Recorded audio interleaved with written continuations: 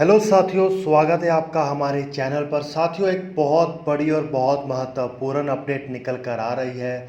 साथियों, ये अपडेट है इंडिया के फॉरेन रिजर्व के बारे में। जी हाँ दोस्तों, इंडिया के फॉरेन रिजर्व ने रिकॉर्ड ऊंचाई को छुआ है। जी हाँ दोस्तों, इंडिया का जो फॉरेन रिजर्व है वो 31 जुलाई 2020 को इंडिया के अपने ही रिकॉर्ड को तोड़कर 534 बिलियन डॉलर की ऊंचाई पर पहुंच गया है। और साथियों, ये एक बहुत बड़ी और बहुत महत्वपूर्ण न्यूज़ है। चलिए वीडियो की शुरुआत करते हैं और डिटेल में बात करते हैं। तो वीडियो को देखने से पहले चैनल को सब्सक्राइब करना और बेल आइकन दबाना मत भूलिएगा।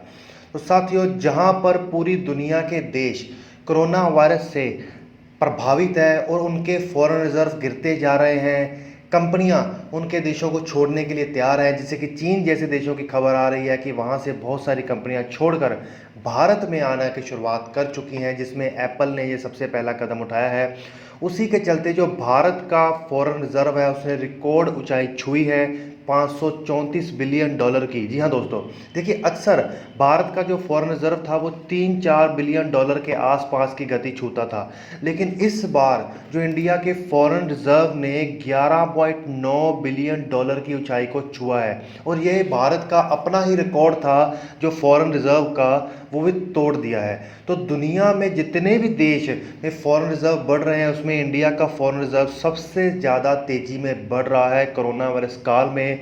साथियों, फॉरेन रिजर्व तो हर देश का ही बढ़ता है किसी का खरीद बेच के कारण, कि कोई तेल बेच रहा है, कोई दूसरी कंपनियां अपने प्रोडक्ट बेच रही हैं। लेकिन इंडिया का जो फॉरेन रिजर्व बढ़ रहा है ना, वो एक बहुत ही ज़्यादा पॉजिटिव और बहुत ही ज़्यादा हेल्दी ग्रोथ है, जिसके चलते ये फॉरेन रिजर्व बढ़ रहा है। जी हाँ दोस्तों, देखिए फॉरेन रिजर्व बढ़ने का भारत में सबसे बड़ा कारण ये है कि बहुत सारी कंपनियां दूसरे देशों को छोड़कर भारत में इन्वेस्टमेंट करती जा रही हैं, क्योंकि भारत की कोविड से लड़ने की स्ट्रेटजीज़ को लेकर और दूसरी स्ट्रेटजीज़ को, जिसके अंतर्गत वो बिज़नेस को बहुत ज़्यादा सपोर्ट कर रहे हैं, या फिर अभी आत्मनिर्भर भारत के अंतर्गत जो हमारा डिफेंस में बहुत हैवी सपोर्ट करने की बात की है, इसी के चलते बहुत सारी कंपनियां दूसरे देशों को छोड़कर भारत में आती जा रही हैं, जिससे हमारा फॉरेन रिजर्व बढ़ता जा रहा है।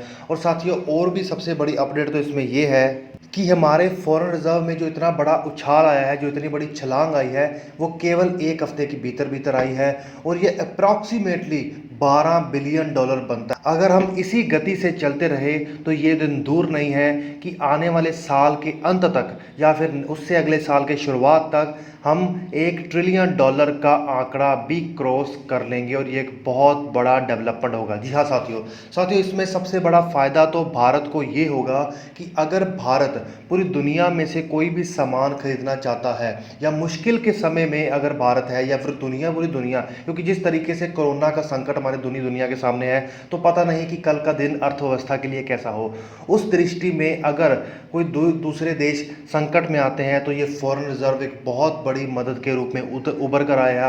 क्योंकि पहले 1992-91 के पहले यही हुआ था कि हमारे पास फॉरेन रिजर्व नहीं थे, और इसके चलते बहुत से देशों ने हमसे अपनी बहुत सी मांगें मनवाई थी, जिसे भारत में, जिसके कारण भारत को बहुत ज़्यादा झुकना पड़ा। हालांकि भारत को भी फायदा हुआ, लेकिन इस वक्त क्योंकि ऐसे प्रोग्राम्स चलाए जा रहे हैं जो कि भारत को ही, जैसे आत्मनिर्भर भारत जैसा बहुत बड़ा प्रोग्राम, जिसके अंतर्गत भारत को ताकतवर मजबूत बनाने के लिए और अपने ही सेल्फ सफिशिएंट हो, चाहे वो डिफेंस हो, चाहे वो कोई भी क्षेत्र हो, इलेक्ट्रॉनिक्स का क्षेत्र हो, मोबाइल का क्षेत्र हो, इससे भारत को फ़ायदा पहुँचे, ये एक हमारा प्रोग्राम है। तो जैसे भी अंदाज़ लगाए जा रहे थे कि इंडिया का, कहा जा रहा था कि कोरोना वायरस के चलते इंडिया इस तरीके से प्रभावित हो सकता है।